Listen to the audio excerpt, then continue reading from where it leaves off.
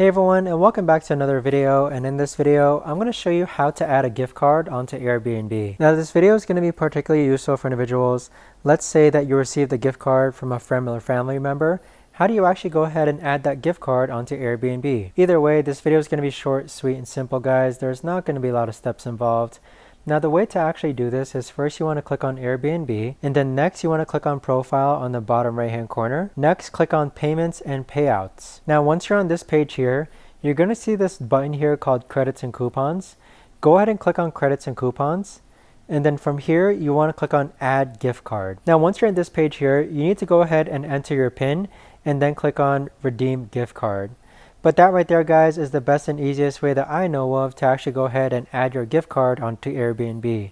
If you guys know of a better or easier way to actually do this, let me know in the comments down below. I would love to know. Thanks so much for watching, everyone, and I'll see you guys all in the next video.